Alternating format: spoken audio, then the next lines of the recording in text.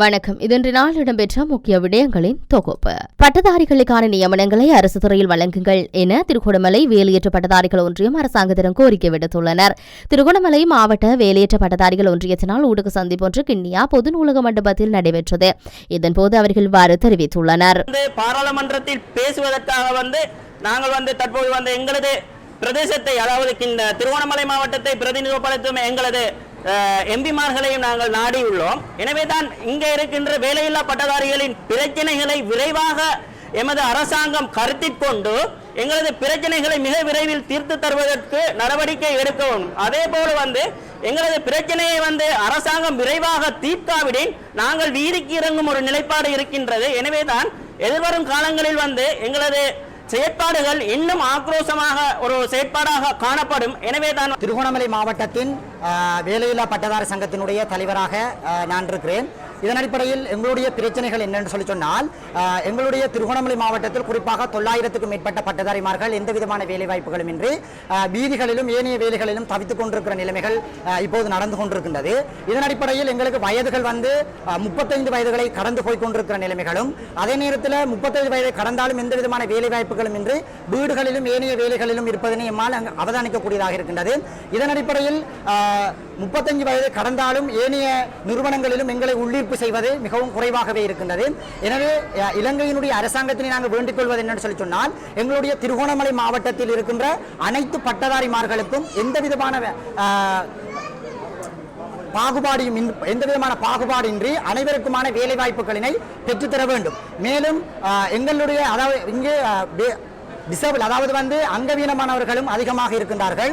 அதே நேரத்தில் வேறு அரசாங்க பல்கலைக்கழகம் இன்றி வேறு பல்கலைக்கழகத்திலும் படிக்கும் நண்பர்களும் இருக்கிறார்கள். அனைவருக்கும் எந்த விதமான பாகுபாடுகளும் இன்றி எங்கள் அனைவருக்கும் ஒரு வேலை வாய்ப்புகளினை பெற்றுத்தர வேண்டும் என்பதே எங்களுடைய கோரிக்கைகளாக அமைகின்றது. தமிழ் மக்கள் ஏமாற்ற நடவடிக்கையை ஜனாதிபதி பொது வேட்பாளர் இதனை நம்பாமல் தனித்தனியாக வேட்பாளர் என்று தேசிய மக்கள் சக்தியுடன் இணையுங்கள் என தேசிய மக்கள் சக்தியின் திருகோணமலை மாவட்ட அமைப்பாளர் அருண் கேமச்சந்திர தெரிவித்துள்ளார். வாக்கேனும் எடுக்கும் வேட்பாளர் தான் இந்த தேர்தலில் வெற்றி பெற்றவராக தேர்தல் ஆணைக்குழுவினால் அறிவிக்கப்படுவார். ஆகவே இந்த வேளையிலே தமிழ் தரப்பின் சார்பில் இவ்வாறான வெற்றியினை ஈட்டக்கூடிய வேட்பாளர் யார் என்கின்ற கேள்வி இங்கு எழுகின்றது. அது மாத்திரமல்ல, தேர்தலை பொறுத்தவரையிலே ஒரு தரப்பு தேர்தலில் ஈடுபடுவதற்கான, தேர்தலில் போட்டியிடுவதற்கான முக்கிய காரணம் அந்த தேர்தலில் வென்றெடுப்பது. ஆகவே இவ்வாறு வென்றெடுக்க முடியாத சந்தர்ப்பத்தில் வாக்குகளை பிரித்து, வாக்குகளை திசை திருப்பி இவ்வாறான ஒரு நாடகத்தினை நடிப்பது என்று சொல்வது நிச்சயமாக இன்னும் ஒரு புலியான வேட்பாளர் வெல்வதற்கான ஒரு பாதையினை வகுக்கக்கூடியதாகத்தான் இருக்கின்றது. அது மாத்திரமல்ல, குறிப்பாக தமிழ் மக்கள், தமிழ் பேசும் மக்கள் இதுவரை காலம் இந்த நாட்டில் ஆட்சி செய்த ஆட்சியாளர்களினால் தொடர்ந்தும் ஏமாற்றப்பட்டு கொண்டு வந்திருப்பார்கள் என்று சொன்னால், தேசிய மக்கள் சக்தியின் ஆட்சியில் அது அவ்வாறு இடம் பெறாது. ஆகவே நிச்சயமாக நாங்கள் எமது கலந்துரையாடல்களை, எமது பேச்சுவார்த்தைகளை நாங்கள் புதுப்பிக்க வேண்டிய ஒரு கட்டாயத்தில் நாங்களும் இருக்கின்றோம். அது போன்று தமிழ் முஸ்லீம் தரப்புகளும் இருக்கின்றார்கள். ஆகவே இந்த வேளையிலே நிச்சயமாக மக்களிடம் நாங்கள் கூற இருக்கின்ற முக்கியமான விடயம், தேசிய மக்கள் சக்தியின் ஆட்சியில் ஒரு சமத்துவமான, ஒரு சம உரிமை கொண்ட ஒரு நீதியான, ஒரு நியாயமான ஆட்சி இடம்பெறும். ஆகவே இந்த வேளையிலே இனமத ரீதியாக நாங்கள் பிரிந்து தனித்தனியாக நாங்கள் வேட்பாளர்களை நாங்கள் நியமிக்க வேண்டிய தேவையில்லை. நிச்சயமாக தேசிய மக்கள் சக்தியின் ஆட்சியில் இந்த மக்களது அபிலாஷைகள் நிறைவேற்றப்படும் என்பதை நாங்கள் உறுதியாக கூறுகின்றோம். ஆகவே இந்த வேளையில் இவ்வாறான வாக்கு பிரிப்புகளை, வாக்கு திசை திருப்பல்களை நாங்கள் ஒருபோதும் ஏற்றுக்கொள்ள முடியாது. அது மாத்திரமல்ல, அண்மையிலே விக்னேஸ்வரன், சி வி விக்னேஸ்வரன் பாராளுமன்ற உறுப்பினர் அவர்கள் ஒரு செய்தியினை அவர் வெளியிட்டிருந்தார். அதாவது ரணில் விக்ரமசிங்க அவர்கள் இன்னும் சில காலங்கள் இருந்தால் நல்லது என்று அவர் கூறியிருந்தார். அதே வேளையிலே நாங்கள் பார்த்தோம் என்று சொன்னால், தமிழ் பொது வேட்பாளருக்காக அவர் பிரச்சார நடவடிக்கையில் ஈடுபட்டு கொண்டிருக்கின்றார். ஆகவே இந்த வேளையிலே உண்மையிலே நாங்கள் யோசித்து பார்த்தோம் என்று சொன்னால், இதில் ஒரு பாரிய சந்தேகம் எழுகின்றது. இவர்கள் தொடர்ந்து தமது இருக்கைகளை காப்பாற்றிக் கொள்வதற்காக இவர்கள் மக்களை பகடைக்காயாக பாவித்தார்கள். அது போன்றுதான் இப்பொழுதும் இவர்கள் மக்களை பகடைக்காயாக பாவித்துக் கொண்டு இவர்களது இருக்கைகளை இவர்கள் காப்பாற்றிக் கொண்டு இருப்பதை தான் நாங்கள் நினைத்து பார்க்க முடியுமாக இருக்கின்றது. அது மாத்திரமல்ல, மக்கள் தொடர்ந்தும் இவ்வாறான ஏமாற்று வித்தைகளுக்கு மக்கள் ஏமாற மாட்டார்கள் என்பதை நாங்கள் குறிப்பிட விரும்புகின்றோம். பின்கதவால் வந்த ஜனாதிபதி, அதாவது பாராளுமன்றத்தில் ஒரு ஆசனத்தை மாத்திரம் வைத்துக்கொண்டு இவர் வெறுமனே ராஜபக்ச கும்பலுடன் ஒரு ஒப்பந்த அடிப்படையில், ஒரு டீல் அடிப்படையில் ஜனாதிபதியாக வந்தவர் தான் இந்த ரணில் விக்ரமசிங்க அவர்கள். அது மாத்திரமல்ல பல்வேறு தரப்பட்ட ஊழல் குற்றச்சாட்டு சுமத்தப்பட்டிருந்த ராஜபக்ஷ குடும்பத்தினர் ராஜபக்ஷ குழுவினரை ராஜபக்ஷ கும்பலினரை இவர் தொடர்ந்து பாதுகாத்த வண்ணம் தான் இருக்கின்றார். ஆகவே இந்த வேளையிலே சர்வஜன வாக்கெடுப்பு தொடர்பாக ஐக்கிய தேசிய கட்சியின் மிகவும் முக்கிய உறுப்பினரான ரங்கபண்டார் அவர்கள், தேசிய அமைப்பாளரான ரங்கபண்டார் அவர்கள் ஒரு செய்தியினை வெளியிட்டிருக்கின்றார். அதாவது சர்வஜன வாக்கெடுப்பு மூலமாக இந்த தேர்தலினை பிற்போட முடியும், அதாவது ரணில் விக்ரமசிங்கே அவர்களது காலப்பகுதியினை இன்னும் ஒரு சில வருடங்கள் கூட்டிக் கொள்ள முடியும் என்று அவர்கள் கூறுகின்றார்கள். எதுவாறாயினும் இந்த செய்தியானது, இந்த பிரசுரமானது நிச்சயமாக ஐக்கிய தேசிய கட்சியின் தோல்வியினையே இங்கு காட்டுகின்றது. அதாவது அம்பாறை மாவட்ட அரசியல் கட்டமைப்பு செயலிழந்துள்ளது. எதிர்க்கட்சியில் இருந்து கொண்டு அம்பாறையில் ஒரு கணக்காளரை கூட நியமிக்க முடியாத அளவுக்கு அரசியல் மாவட்டத்தில் இருந்து கொண்டிருக்கின்றது. ஒரு மக்கள் கூட்டத்தின் பிரதிநிதிகளாக ஆக்கப்பட்டுள்ள நாங்கள் அந்த மக்களின் அரசியல் பொருளாதார நிலைமைகளிலேயே ஆழமான அறிவு கொண்டு உழைத்து வருகின்றோம். இந்த உழைப்பில் நாங்கள் அனைவரும் பங்குதாரர்களாக மாற வேண்டும். இது தமிழரசு கட்சியின் தனிப்பட்ட பிரச்சனை கிடையாது என தமிழ் மக்கள் விடுதலை புலிகளின் தலைவரும் கிராமிய வீதிகள் அபிவிருத்தி ராஜ்யாங்க அமைச்சருமான பிள்ளையான் என்று அழைக்கப்படும் சிவனேசதுரை சந்திரகாந்தன் தெரிவித்துள்ளார். அரசியலிலோ ஆக இங்கு அமர்ந்திருக்கிற பெரியவர்களே, காரதீவு மண்ணின் பெருமையை பற்றி என்னை விட லிங்கேஷ் அவர்கள் அழகாக பேசினார். காரதீவிலே அதிகமான வைத்தியர்கள் இருக்கிறார்கள், காரதீவில் அதிகமான கார்கள் இருக்கிறது, காரதீவிலே பெட்ரோல் செட் இல்லை. இதுவும் ஒரு அரசியல், எங்களுடைய சமூகத்துடைய பொருளாதார அரசியல். இப்படி பேசிக்கொண்டிருக்கிற பொழுதும் நாங்கள் அம்பாறை மக்களுடைய ஆணையை எப்படி கேட்பது, இந்த ஆணையை சரியாக எப்படி பயன்படுத்துவது? எனக்கு தெரிந்த மட்டில் நாங்கள் தமிழ் மக்கள் விடுதலை புலிகள் கட்சியானது படகு சின்னத்திலே ஒரு முறைதானும் பெரிய லெவலிலே மாகாண ரீதியாக ஆணை கேட்கவில்லை. ஆனாலும் இப்பொழுது அந்த தேவை எழுந்திருக்கிறது. 2008ஆம் ஆண்டு படகு வெத்திலை சின்னத்திலே கேட்ட ஆணைக்கு முடிந்தவரை நாங்கள் பணியாற்றி காட்டியிருக்கிறோம். அதிபரும் ஒற்றுக்கொண்டார். முத்தமிழ் விழாவுக்கு நான் இங்கு வந்து சென்றிருக்கிறேன்.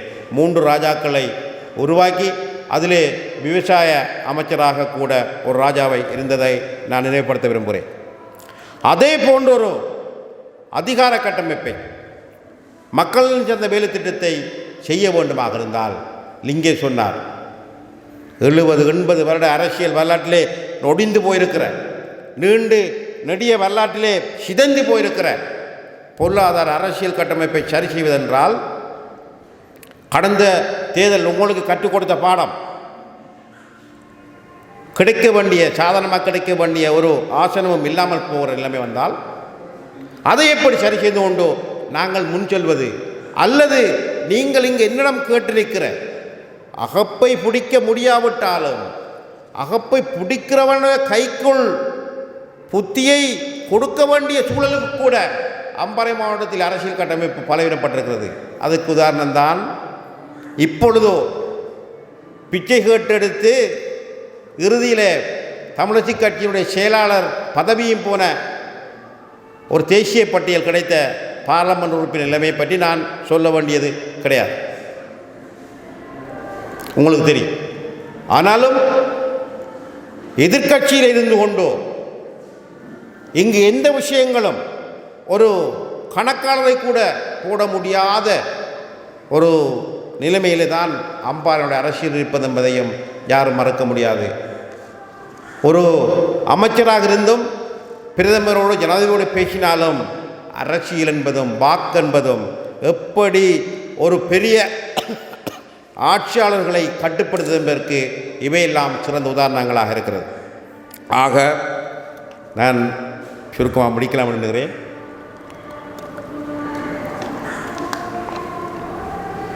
ஒரு மக்கள் கூட்டத்தின் பிரதிநிதிகளாக ஆக்கப்பட்டிருக்கிற நாங்கள் இந்த மக்களுடைய சுபோதினி என்ற அறிக்கையூடாக வழங்கப்பட்ட வாக்குறுதிகளை உடனடியாக அமல்படுத்தி சம்பள முரண்பாட்டை தீர்க்க வேண்டும் என வலியுறுத்தி எதிர்வரும் ஜூன் மாதம் 12ஆம் தேதி சகல ஆசிரியர்களும் அதிபர்களும் போராட தயாராக இருக்க வேண்டும் என ஆசிரியர் அதிபர் தொழிற்சங்க கூட்டமைப்பு வேண்டுகோள் விடுத்துள்ளது.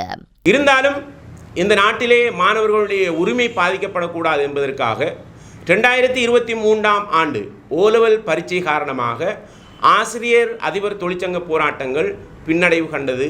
அதை நாங்கள் செய்யவில்லை. இருந்தாலும் இப்போது ஓலெவல் பரீட்சை நடைபெற்று முடிந்திருக்கின்றது. மே மாதம் 20ஆம் தேதி பாடசாலைகள் மீண்டும் ஆரம்பிக்கப்பட்டிருக்கின்றன. இதனைத் தொடர்ந்து அதிபர் ஆசிரியர்களுடைய தொழிற்சங்க போராட்டம், ஆசிரியர் அதிபர் தொழிற்சங்க கூட்டமைப்பு என்ற அடிப்படையிலே இதிலே சுமார் 30 தொழிற்சங்கங்கள் பங்கு கொள்கின்றன. இந்த தொழிற்சங்க போராட்டங்களை சரியான முறையிலே நாங்கள் இப்போது நாடு முழுக்க செய்வதற்கு இந்த கூட்டமைப்பு திட்டமிட்டிருக்கின்றது.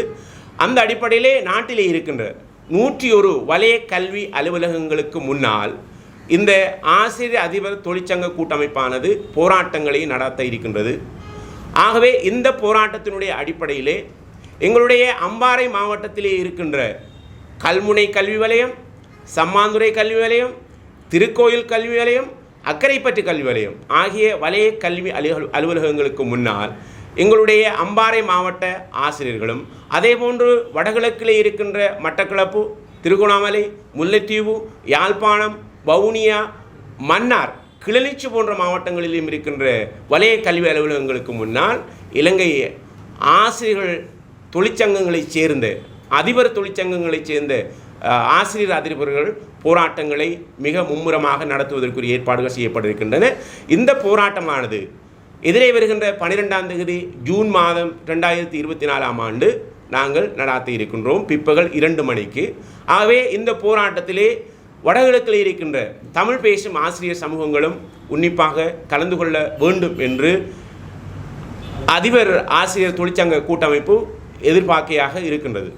அதே வேளையில் இந்த தொழிற்சங்க போராட்டம் 12ஆம் தேதி ஜூன் மாதம் நடத்த இருக்கின்ற இந்த போராட்டம் வெற்றி அளிக்காவிட்டால் அல்லது அரசாங்கம் இது தொடர்பான விடயத்தில் கவனம் செலுத்தாவிட்டால் எதிரே வருகின்ற 26ஆம் தேதி ஜூன் மாதம் 2024 கொழும்பிலே பாரிய அதிபர் ஆசிரியர் தொழிற்சங்க போராட்டம் ஒன்றை நாங்கள் நடத்துவதற்கு திட்டமிட்டிருக்கின்றோம். இந்த போராட்டத்தில் இலங்கையில் இருக்கின்ற 101 கல்வி வலயத்தில் இருக்கின்ற ஆசிரியர்களையும் கொழும்புக்கு திரட்டி இந்த நாட்டுக்கு காட்ட இருக்கின்றோம். இந்த நாட்டில் இருக்கின்ற கல்வி அமைச்சர், கல்வி செயலாளர், அரசு இந்த அதிபர் ஆசிரியர்களுடைய சம்பள முரண்பாடு, குறிப்பாக அதாவது சுபோதினி அறிக்கையின் பிரகாரம் 1/3 பங்கு சம்பள அதிகரிப்பை 2022 ஜனவரி மாதம் பெற்றுக்கொண்டோம். ஆகவே மிகுதியாக இருக்கின்ற சம்பள முரண்பாட்டினுடைய அடிப்படையில் 2/3 பங்கு சம்பளத்தை விரைவாக அரசு பெற்றுத்தர வேண்டும். இல்லையேல் தொடர்ந்தும் இந்த நாட்டிலே ஆசிரியர்கள் அதிபர்கள் பாரிய ஆர்ப்பாட்டங்களை நடத்துவார்கள் என்பதில் எவ்வித சந்தேகமும் இல்லை. பொதுநிலைப்பாடும் பொது வாக்கெடுப்பும் எனும் தலைப்பிலான கலந்துரையாடல் யாழ்ப்பாணம் தந்தை செல்வ அரங்கில் முன்னெடுக்கப்பட்டது. சுடரேற்றி ஆரம்பிக்கப்பட்ட நிகழ்வில் தொடக்க உரையினை வடக்கு மாகாண சபையின் அவைத் தலைவர் சிவிகே சிவஞானம் ஆற்றினார். கருத்துக்களை சட்டத்தரணி ஸ்ரீகாந்த், பேராசிரியர் சர்வேஸ்வரன், வைத்தியர் பஞ்சலிங்கம், MS சுமந்திரன், பேராசிரியர் பொன் பாலச்சுந்தரம் பிள்ளை ஆகியோர் ஆற்றியிருந்தனர். இந்த நிகழ்வில் மாவி சேனாதிராசா, MK சிவாஜிலிங்கம், மாகாண சபை உறுப்பினர்களான சஜந்தன், ரவிகரன், ஆனல்ட் ஆகியோரும் தமிழரசு கட்சி உறுப்பினர்கள், பொதுமக்கள் என பலர் பங்கேற்றிருந்தனர். இந்திய மக்களில் பெரும்பாலானவர்கள் அறிவாளிகள் அல்ல, ஆனால் அவர்கள் உணர்வாளர்கள். அந்த அத்தனை கருத்தும் எங்களுடைய மக்களுக்கு பொருந்தும். ஆகவே நாங்கள் எந்த கருத்தை சொன்னாலும் அதை சீர்தூக்கி பார்த்து முடிவெடுக்கின்ற ஆற்றல் எங்களுடைய மக்களுக்கு உண்டு. அதை அவர்கள் உரிய நேரத்தில் நிறைவேற்றுவார்கள். அது வாக்களிப்பதா, வாக்களிக்காமல் விடுவதா, பகிஷ்கரிப்பதா, தவிர்ப்பதா, எல்லாமே அவர்கள் தீர்மானிப்பார்கள். எங்களுடைய கருத்துக்கள் இந்த இடத்திலே அவற்றை பகிர்ந்து கொள்வது தான். ஆகவே இது ஒரு பக்கசார்பான ஒரு கருத்தாடல் அல்ல. அந்த வகையில் ஏனென்றால் இதில் பலர் என்னோடு இந்த விடயத்தை பேசியிருக்கிறார்கள். அவர்கள் தெளிவாக நான் சொல்லியிருக்கிறேன், இதை பகிரங்கமாக சொல்கிறேன். இது எங்களுடைய ஒரு கருத்தாடல், மக்களுக்கு தெளிவூட்டுகின்ற விடயம். இப்பொழுது நான் ஏற்கனவே சுயநிர்ணயம் பற்றி சொல்லியிருக்கிறேன். அது தொடர்ந்து வருகின்ற ஒரு விடயம். இன்றைய விடய பரப்பிலே இருக்கக்கூடிய விடயம் எங்களுடைய ஜனாதிபதி தேர்தல். இழுபட்டு நிச்சயமாக கட்டாயமாக நான் நினைக்கிறேன் செப்டம்பர் 17க்கும் அக்டோபர் 17க்கும் இடையில் ஜனாதிபதி தேர்தல் நடாத்தப்படும் என்ற ஒரு நிலைப்பாடு தெளிவாக அதில் ஒவ்வொரு முக்கியமானவர்கள் போட்டியிட்டாலும் வேறு பலரும் போட்டியிடுவார்கள். அதே நேரம் எங்கள் மத்தியில் தமிழ் மக்கள் மத்தியில் ஒரு பொது வேட்பாளரை ஒரு பொது கோட்பாடுகளின் அடிப்படையில் நிறுத்த வேண்டும் என்ற கருத்தாடலும் முன்வைக்கப்பட்டு விவாதிக்கப்பட்டு வருகின்றன. அதில் இருக்கக்கூடிய பாதகங்கள் பற்றி பேசப்படுகிறது. அதில் இருக்கக்கூடிய கருத்துக்களை சொல்கிற பொழுது சாதகங்களாக பல கருத்தை சொன்னார். எங்களுடைய உரிமை சார்ந்த அல்லது ஒரு பொது வாக்கெடுப்பு சார்ந்த கோரிக்கையை வலியுறுத்துகின்ற ஒரு தேர்தலாக இதை நாங்கள் பாவித்துக் கொள்ளலாம் என்ற ஒரு கருத்தும் மிக ஆழமாக சொல்லப்படுகிறது. அதுக்கு மாற்று கருத்து இல்லை. ஆனால் அதே நேரம் ஒரு பொது வேட்பாளர் சம்பந்தமாக அதனுடைய பொது வேட்பாளர் அதில் தமிழ் பொது வேட்பாளர் என்கின்ற தாயகத்தை எங்களுடைய தமிழீழ மண்ணினை முல்லைத்தீவு மாவட்டத்தில் உள்ள அலம்பில், கொக்கிழாய், நாயாறு ஆகிய பழந்தமிழ் கிராமங்களை அவற்றில் மிஞ்சியிருப்பதை எல்லாம் கபளீகரம் செய்வதனூடாக வடக்கு கிழக்கை ரெண்டாக வெட்டி பிளக்க முடியும் என்று சிங்கள பேரினவாதிகள் இரவும் பகலும் சுறுசுறுப்பாக செயற்பட்டுக் கொண்டிருக்கிறார். கோதபாய ராஜபக்ஷ அவர்கள் ஒருமுறை ஜனாதிபதியாக வந்த பிறகு கிழக்கு சம்பந்தமாக பேச்சு வந்த பொழுது கேட்டாராம், இவ்வளவு காலமும் நீங்கள் என்னடா செய்து கொண்டிருந்தீர்கள் என்று. அவருக்கே உரிய பாணி, நாங்கள் இன்றைக்கு இருக்கிற நிலைமை இதுதான். ஆலயங்கள், எங்கள் வழிபாடுகள், எங்கள் வரலாற்று இடங்கள், எங்கள் தொன்மையை தூய்மையான மொழியிலே பேசுகிற சான்றுகள் அனைத்துக்கும் சவால் விடுக்கப்படுகிறது. பௌத்த சிங்கள பேரினவாதம் வடக்கு கிழக்கை, எங்கள் தாயகத்தை ஒட்டு மொத்தமாக விலக்கிவிட துடித்து நிற்கிறது. இங்கே வருகிறார்கள் 3 பிரதான வேட்பாளர்கள். இன்றைக்கு கூட நண்பர் அன்ரகுமார திசுநாயகவின் சார்பிலே 4-5 தடவைகள், நேற்றும் 2-3 தடவை அழைப்பு வந்தது. நான் தூக்கவில்லை. தூக்குவதற்கு என்ன இருக்கிறது? சஜித் வியாழக்கிழமை வருவதாக சொன்னார்கள். மற்றவரும் வந்து போயிருக்கிறார், வருவார் ரணில். இவர்களெல்லாம் இன்றைக்கு வடக்கு கிழக்குக்கு வருகிறார்கள் என்றால் தமிழ் மக்களுடைய வாக்குகளை பெற முடியும் என்கிற நம்பிக்கையோடு தான் வருகிறார்கள். அவர்களுக்கு வாக்களிப்பதற்கு அல்ல, அவர்களை பற்றி சிந்திப்பதற்கு என்ன இருக்கிறது என்ற கேள்வியை அறிவார்ந்த ஒவ்வொரு தமிழ் மகனும் தமிழ் மகளும் தயவு செய்து ஒரு முறை தங்கள் மனங்களிலே எழுப்பி பார்க்க வேண்டும். 2009ஆம் ஆண்டு யுத்தம் முடிந்தது. எப்படி முடிந்தது என்பது உங்களுக்கு தெரியும். அந்த வடுக்களை, வேதனைகளை சுமந்தபடி நடைப்பிணங்களாக எங்களுடைய மக்கள் வாழ்ந்து கொண்டிருக்கிறார்கள். காணாமல் போன செல்வங்களை தேடிக்கொண்டிருக்கிறார்கள். என்னுடைய சகோதரி ஒருவரும் அந்த கூட்டத்தில் இருக்கிறார். அவர் இந்த ஆர்ப்பாட்டங்களுக்கு போவதில்லை, மௌனமாக தினசரி அந்த துன்பத்தை அனுபவித்துக் கொண்டிருக்கிறார். முல்லைத்தீவு மண்ணிலே தான் பிரித்து அனுப்பிய, யுத்தம் முடிவதற்கு 4 வாரங்களுக்கு முன்னர் தான் பிரித்து அனுப்பிய 12 வயது பையனை, தனது கடைசி மகனை தேடிக்கொண்டிருக்கிறார். இந்த பின்னணியிலே இவர்கள் இந்த 3 பிரதான வேட்பாளர்கள்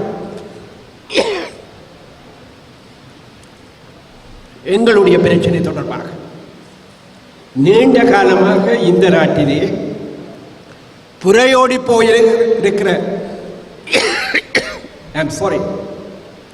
இந்த பிரச்சனை தொடர்பாக ஏதாவது நாங்கள் பரிசீலிக்கக்கூடிய ஒரு தீர்வினை முன்வைக்க தயாராக இருக்கிறார்கள். நாளை ரணிலோ சஜித்தோ அல்லது அனுரவோ சமஷ்டி தீர்வினை பரிசீலிக்க தயார் என்று சொல்லட்டும். இந்த பொது வேட்பாளருக்கு எதிராக என்னுடைய தம்பிகளோடு சகோதரர்களோடு சேர்ந்து நானும் களமிறங்க தயார். சொல்ல மாட்டார்கள். ஆழ பிறந்தவர்கள், இந்த நாடு சிங்கள பௌத்தர்களுக்கு உரியது என்கிற அந்த சிந்தனையிலே மிதந்து கொண்டிருப்பவர்கள். அடுத்தது என்னன்னு சொன்னால், என்னுடைய கருத்து, இந்த விடயம் சம்பந்தமாக மக்கள் மத்தியில் ஒரு கருத்துருவாக்கம் வர வேண்டும்.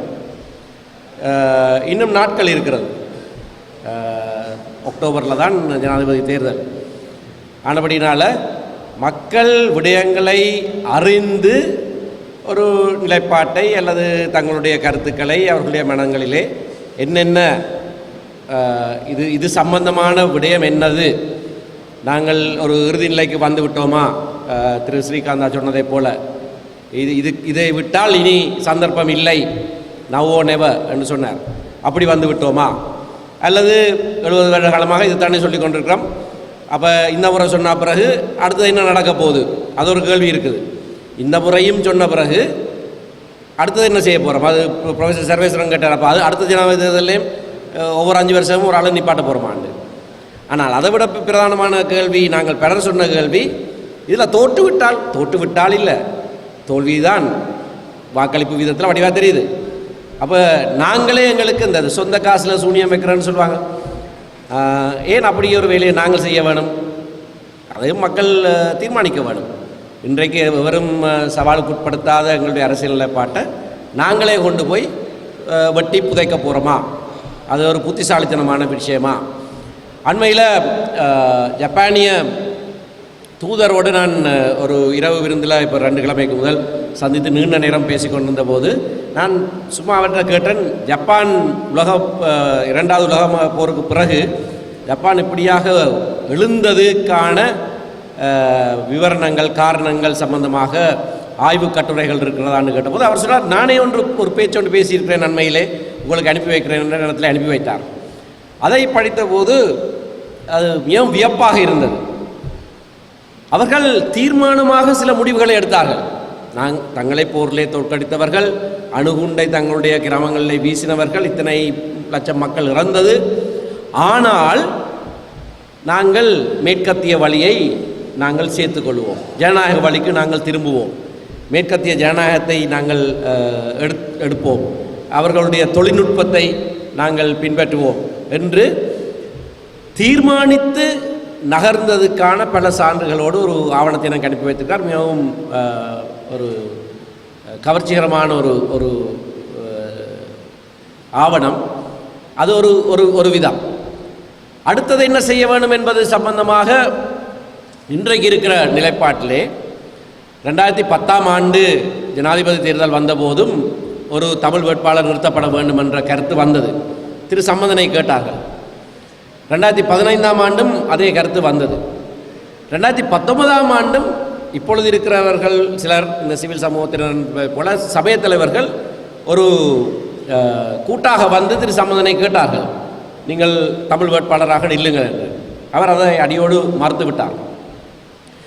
2010ஆம் ஆண்டு தேர்தலில் போருக்கு உடனடியாக பிறகு நடந்த தேர்தலில் எங்களுடைய மக்கள் 3 லட்சத்துக்கு அண்மித்த எண்ணிக்கையானவர்கள் முட்கம்பி வேலியலுக்குள்ளே இருக்கிற போதும் கூட. இத்துடன் இன்றைய நாளில் இடம்பெற்ற முக்கிய விடயங்களின் தொகுப்பு நிறைவடைகின்றன. வணக்கம்.